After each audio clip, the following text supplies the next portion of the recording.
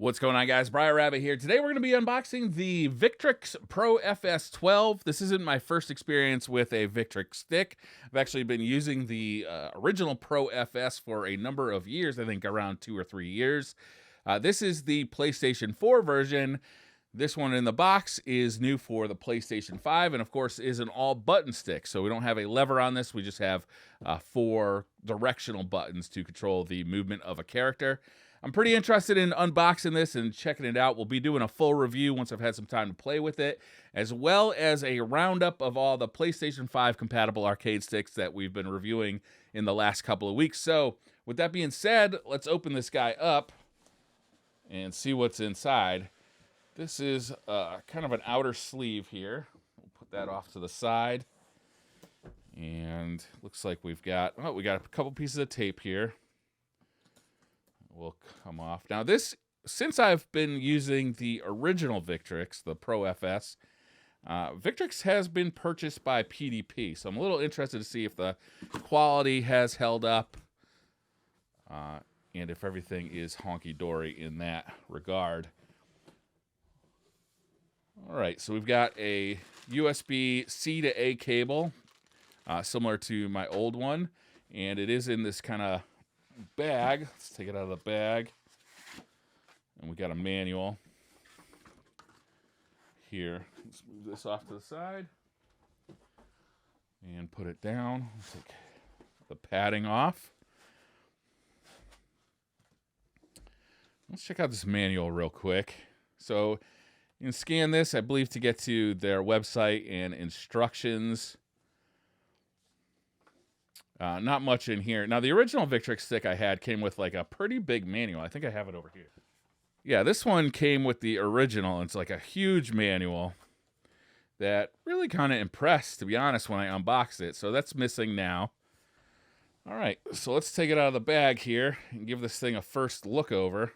Whew, that is purple, boy. That is no joke. I don't know how well the camera is picking up just how purple this thing is, but boy, it is gleaming purple. I'll be honest with you, I like it. The engraving here, kind of showing what the buttons are kind of like a silver. I'm not sure if that's painted or if it's just kind of going down into the aluminum shell. These are made with a aluminum shell. It does have Sanwa Denshi buttons, and they feel pretty good. They're as loud as I would expect them to be on the Victrix. My old Victrix, I ended up putting some gamer finger buttons in, and it quiets it down quite a bit. But it sure is a hefty controller. Let's take this plastic wrap off. I'm going to plug it in just so I can see these buttons light up. All right, you have to plug in the cable on both ends to make this thing turn on, weirdly. All right, up here you can see that the buttons do light up. They are programmable LEDs. There's this kind of button here that you can press to do a strobe effect or have it cycle through a rainbow effect or even have it just flash when you hit a button. And these buttons here do light up in the same kind of fashion as the ones on the inside here. These side LED lights are programmable, but they share like the same programming as the ones on top. The buttons are the PlayStation button, the Create button, this LED controller, a mute button for the headset, a PlayStation touchpad. This X button is a programmable button. Using the X button and the Pro button, you can program it to be L3 or R3, and the options button here for PlayStation use. This is very similar layout. I think it's the exact same layout as for the PlayStation 4 version of the Pro Fight Stick from Victrix. I would have loved to see the addition of L3 and R3 buttons up here because they are very useful for, training modes, to reset training modes, stuff like that. And to be honest with you, I don't have too many issues with the original Pro FS. That was one of my few nitpicks. I'd love to see the L3 and R3 buttons added in a future version of the Victrix sticks. The finish here is really nice. It's kind of like an anodized finish. It's a little bit rough to the touch, and it seems very solid. It's held up very well over the years on my original Victrix stick, so I would assume the same is going to happen here.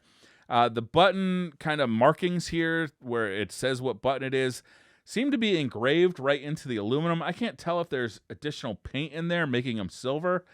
It doesn't look like it to me, but I'm not positive.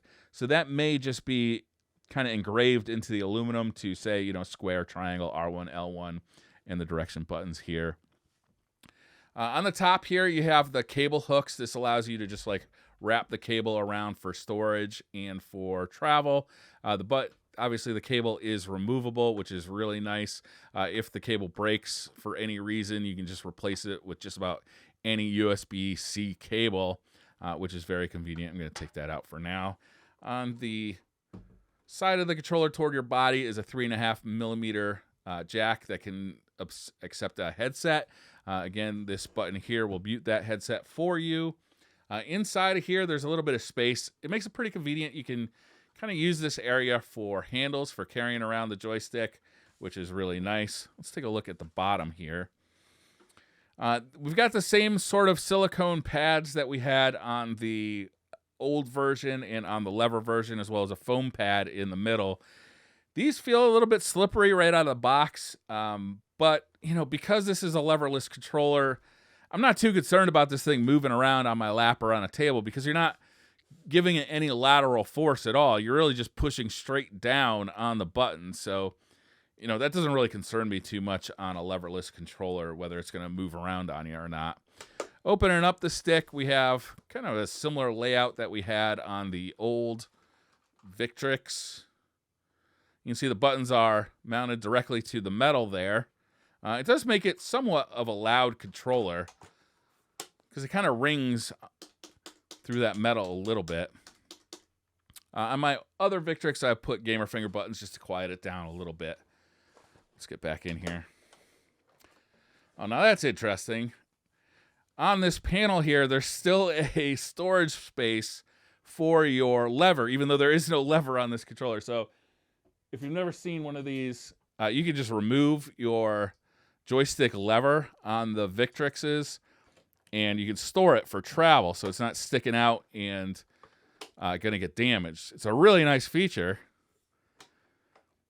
but you don't need it when you have a leverless controller, so it's kind of funny in that way. Also, we have an Allen key. I think that Allen key was actually to remove the ball top. Again, I'm not sure why you need that here. And I think this was just like a little seal for the empty hole that the joystick, you know, I guess there's no real reason to manufacture a new panel here. Inside, very nice wiring, like you would expect on a $400 joystick. We do have a PlayStation 5, PlayStation 4, and PC toggle switch here to select modes.